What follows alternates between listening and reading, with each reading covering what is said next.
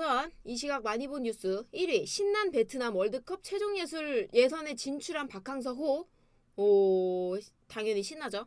2위 벤투 월드컵 본선행 가능성을 79.92%를 평가한다. 어디서 나온 건지 좀 볼까요? 3위 축구협 관계자 황의조 김민재 와카가 유력한 건 사실이다. 저랑 어저께 분석하셨죠? 다들 같은 생각을 하고 있네요. 4위 경기력으로 갈린 이승화 백승호의 탈락. 많은 소녀 팬들이 울었습니다. 5위가 도쿄행 불발 백승호. 또 한번 잊고 싶지 않은 하루다. 뭐 열심히 한 거 눈에 보였어요. 근데 아쉽게도 탈락을 했다. 6위 베트남 언론 보호구 마스크 착용 박항서 감독의. 근데 여기 요 기사 같은데 보호구 마스크 착용을 한 박항서 감독 칭찬을 한 것 같고, 7위가 이재익 선수 스승 정종용 감독 품으로 간다. 전격 1위 단독 기사가 떴습니다. 8위야. 이거 8위 무슨 기사인지 도저히 감이 안 잡혀. 한 남자가 있어 널 너무 사랑한. 알 수가 없다. 궁금해요. 9위가 정든 제자들 무더기 제외했다. 학범순 장고 끝에 냉정한 평가를 내렸다라고 하는 거겠죠. 10위가 공격수 윤곽이 잡혔지만 변수가 많고 불확실한 이거 센터백. 와, 이것도 이제 올림픽 얘기하는 것 같고. 8위부터 보겠습니다. 가장 궁금한. 뭐야, 너무 재밌잖아. 이렇게 제목을 뽑아야 클릭을 하는구나. 하나 사진이 보자마자 너무 웃기다. 한 남자가 이 남자가 누구야 근데? 이 남자가 누구야? 너무 웃겨. 그 남자는 누구고 널 너무, 그러니까 이제 사랑한 너는 누구니? 손흥민 뭐야? 김민채.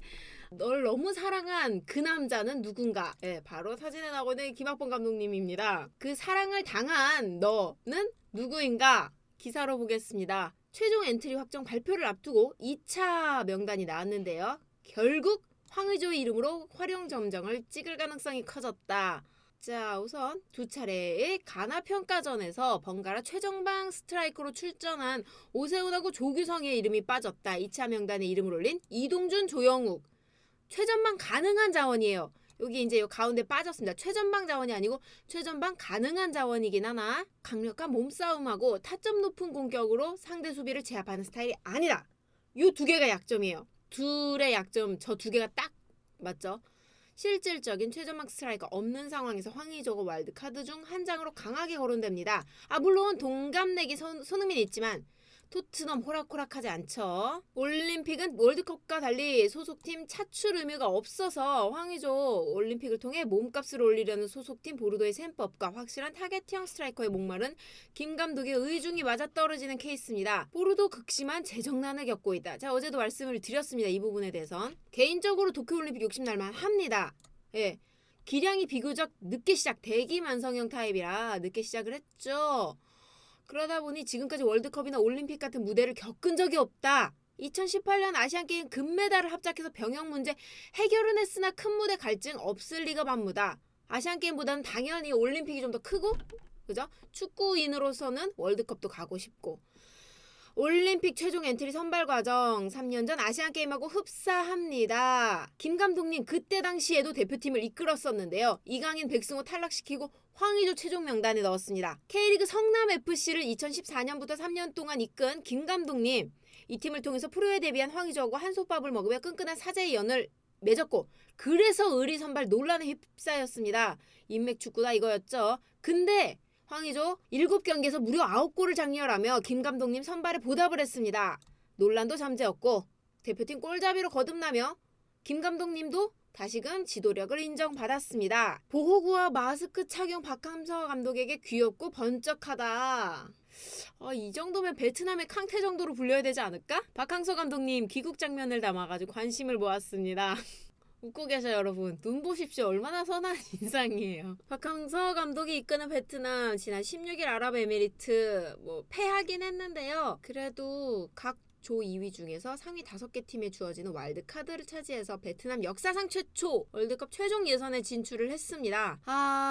귀국하는 장면이 담기고 이 동영상에서 박 감독이 선수단 버스 뒤에 숨어서 담배 피는 모습과 선수단 관계자로 보이는 사람과 함께 사진을 찍는 모습도 담겼습니다. 코로나 때문에 전신 보호구 입고 마스크 착용한 모습까지 있어 평소보다 더 귀여운 모습을 하고 있다. 박항서 감독님 항상 귀여운 이미지를 갖고 있으며 공항에 내려 이동하는 모습, 꽃도 받는 모습까지 그냥 아주 스타네 스타야. 이게 히트다 히트. 박항서 감독님에 대해서 도라에몽이 생각난다. 여전히 귀엽고 번쩍인다. 모자를 쓰고 있지만 번쩍인다라고 표현을 해줬네요. 애정이 듬뿍 담겼다. 여러분들 채팅 쓰고 댓글 다는 거 그래 자유인 거 안단 말이죠. 그거에 대해서 책임질 거 지세요. 이 기사 읽고 가겠습니다. 화났다 박지성 고 유상철 조문 관련해서 악플러 경찰에 고소했습니다. 영국에 체류 중인 박지성 이사장님이 고 유상철 전 인천 유나이티드 감독의 빈소에 조문을 가지 못한 것을 두고 온라인에서 악성 댓글을 남긴 누리꾼들을 경찰에 고소했습니다. 박 이사장 전날 서울 서초경찰서에 다수의 댓글 게시글 작성자를 정보통신망 이용 촉진 및 정보보호 등에 관한 법률 위반 혐의로 고소했다. 자, 우선 기자들에게 보낸 공지문에서 영국 런던에 거주하는 박 이사장은 최근 유 전 감독의 빈소에 조문하지 못하자 박 이사장과 가족에 대해 악의적 억측이 제기됐고 심지어 박 이사장의 김민지 전 아나운서의 유튜브 채널에도 욕설이 쏟아졌다고 고소 배경을 밝혔습니다. 박 이사장을 대신해 그의 아버지가 대신 조문을 했고 박 이사장도 유족에게 연락해 조의를 표했다고 전했는데요. 악플이 달리고 기사가 쏟아지고 자, 이거 또 단독 기사 보고 가겠습니다. 짜잔. 전북의 미드필더 정혁 인천으로 이적한다. 친정팀 복귀 시작하네요. 프로축구 K리그1 전북 현대 미드필더 정혁이 친정팀 인천 유나이티드로 이적을 했습니다. 했습니다. 축구 이적 시장 관계자 17일 스포츠월드를 통해서 정혁이 금일 인천으로 이적했다고 전했습니다. 친정팀으로 복귀하게 됐다. 2009년 인천에 입단하며 프로 선수로 시작을 알렸고 이후 2013년 전북으로 이적해 K리그 커리어를 쌓았다. 강인한 체력과 영리한 경기, 템포 조절 능력으로 리그 알짜 선수로 발돋움을 했다. 여기서부터 살짝 아쉽죠. K리그2 경남으로 임대를 했는데 리그 17경기를 소화하며 여전한 기량을 뽐냈으나 복귀 이후에도 입지가 크게 달라지지 않았다. 이번 시즌 리그 2경기 출전이 전부. 이런 상황에서 미드필더 보강이 필요했던 인천 러브콜을 보냈고요. 정혁이 친정팀의 손을 맞잡으며 다시 파검의 전사가 됐습니다. 생각보다 인천이 좀 빠르게 움직이고 있습니다. 뎁스를 두껍게 하는 인천이다. 기부천사 이야기 한번 더 볼게요. 기부천사 심상민 이번엔 해군 장병에게 현금 및 축구공을 기증했다. 임천 상무의 주장 심상민은 꾸준한 선행으로 주목받는 선수다. 이번에는 천안함 재단에 500만원, 서해수호 최전선 해군 이함대에 축구공 50개를 기증했다. 우와, 심상민 지난 4월 20일 천안함 재단에 500만원을 기부했어요. 최근 16일에는 심상민의 에이전트 대표가 선수를 대신해서 해군 이함대에 축구공 50개를 기증했다. 멋지다. 박수! 우와, 잠깐만 사진 좀 제대로. 와, 이건 박수 받아야지. 오, 멋있다. 와, 진짜 이거는 칭찬 받아야 돼요. 주기적으로 정신전력 교육을 통해서 서해를 수호하다가 산화한 장병들의 이야기를 접한 이후 심상민은 기부를 결심했다고 합니다. 심상민, 국방의 의무를 수행하고 있는 대한민국 군인으로서 서해 수호의 최전선에서 불철주야 임무를 수행하는 해군 이함대 장병들에게 조금이나마 힘이 되기를 바란다며 장병들이 K리그를 더 사랑했으면 좋겠다. 이거 아주 큰 그림까지 그렸어요. K리그도 사랑해달라. 멋지다. 일회성이 아니라고 합니다. 이전에도 모교인 울산 전화초등학교에서 미래 축구선수를 꿈꾸는 후배들에게 축구용품을 기증했다고 하죠. 지금 군인이니까 에이전트 대표님이 대신 가서 기증을 하고 있는 모습이고요. 멋지다. 당시에도 외부에 알리지 않고 트레이닝복, 패딩 등 축구에 필요한 다양한 용품 1,600만원어치를 35명의 후배에게 제공했다. 그리고 작년에는 겨울 모교 중앙대학교 축구부에 패딩을 기부하기도 했고 이번에는 해군 장병에게 기부를 했다. 야, 정말 다시 한번 멋지다. 이 정도면 되겠죠? 그리고 해외 축구 기사 보겠습니다. 여러 가지 기사가 있어요. 여기도 한 10위권까지 한번 볼게요. 심정지 후 회복, 에릭센 심장 재소동기 삽입술 결정한다. 홀란드 첼시 B클럽 아니야 개인 합의 완료. 무슨 얘기야 이게? 첼비가 무슨 얘기죠? 자, 피를로 영국 플레이메이커를 막는 질문에 박지성을 붙여.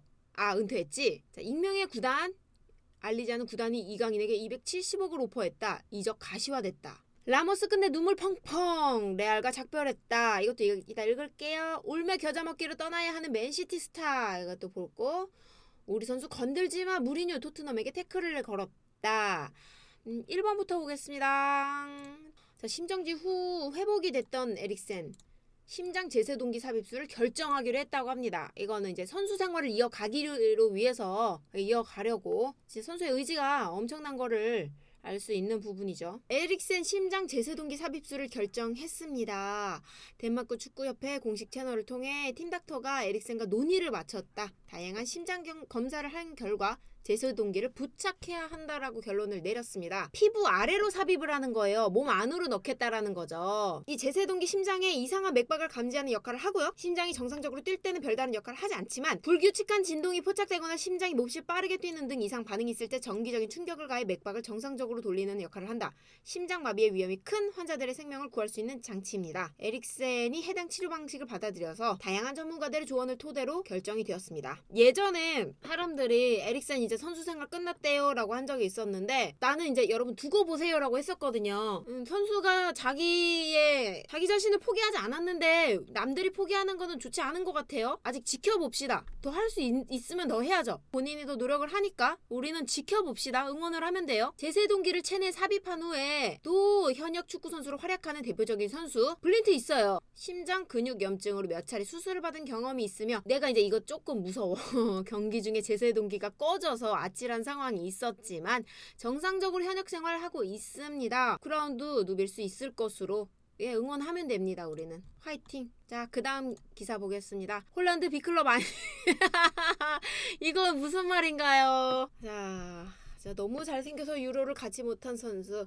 첼시가 이번 여름에 젊은 대열을 낚을 수 있을까? 홀란드가 개인 합의 체결했다는 소식이 있는데요. 지난 3월 보도에 따르면 첼시가 희망 리스트에 없었는데 판이 바뀌었다. 유럽 축구 소식을 다루는 SI는 첼시가 도르트문트 공격수 홀란드와 개인적인 조건에 합의했다. 홀란드는 올해 여름 전 유럽 빅클럽들에게 러브콜을 받고 있는데요. 우선 유럽 축구 전문가 이안 맥게리가 홀란드와 개인 합의를 알렸다고 합니다. 팟캐스트에서 첼시가 지난 몇 주 동안 홀란드와 합의하는 방안을 물색을 했는데 양측은 개인적인 조건에서 모든 합의를 끝냈다. 개인 합의했다고도 이적이 완료되지 않아요. 지난 시즌에 이제 산초 보시면 아시죠? 큰 틀에서의 개인 합의 끝났지만 구단하고 협상이 남았죠. 도르트문트 홀란드 몸값으로 약 2,307억 원인데요.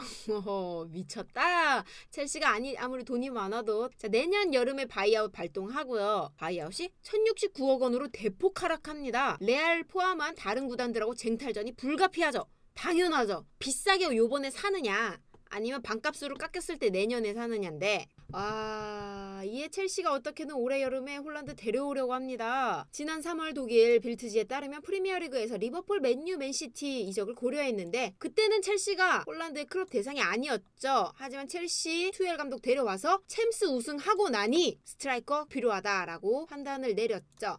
이게 왜 붙었는지 모르겠어. 뭔진 모르겠어. 클릭을 위한 하나의 부비 트랩인가? 자, 라모스가 끝내 눈물을 펑펑 흘렸습니다.